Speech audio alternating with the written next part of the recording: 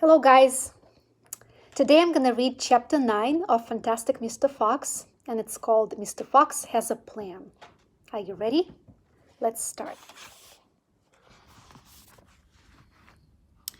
Chapter 9 Mr. Fox Has a Plan. For 3 days and 3 nights, this waiting game went on.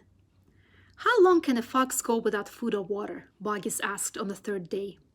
Not much longer now, Bean told him. He'll make a run for it soon. He'll have to. Bean was right. Down in the tunnel, the foxes were slowly but surely starving to death. If only we could have just a tiny sip of water, said one of the small foxes.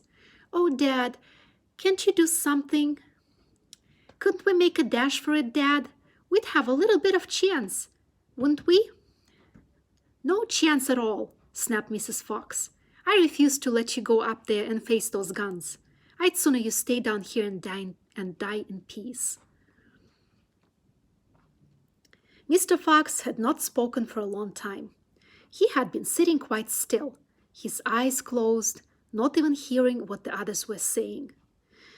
Mrs. Fox knew that he was trying desperately to think of a way out. And now, as she looked at him, she saw him stir himself and get slowly to his feet. He looked back at his wife. There was a little spark of excitement dancing in his eyes. What is it, darling? Said Mrs. Fox quickly. I've just had a bit of an idea, Mr. Fox said carefully.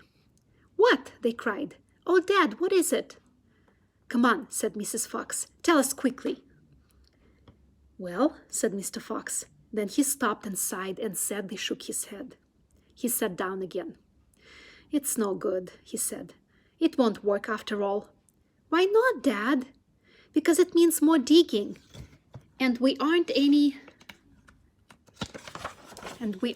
of us strong enough for that after 3 days and nights without food. Yes, we are, Dad, cried the small foxes, jumping up and running to their father. We can do it. You see if we can't. So can you. Mr. Fox looked at the 4 small foxes and he smiled.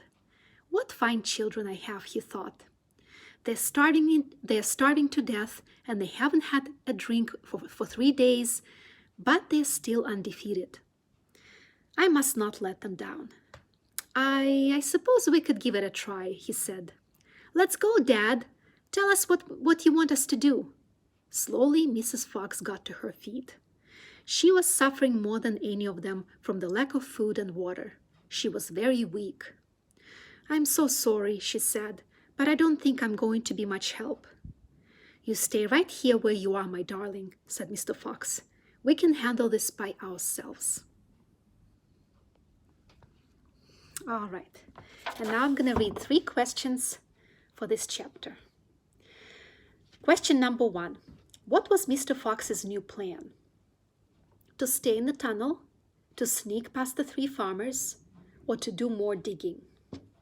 Question number 2. Who felt strong enough to help Mr. Fox?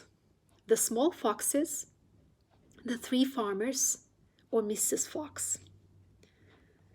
And the last question, question number 3. Why couldn't Mrs. Fox dig with them?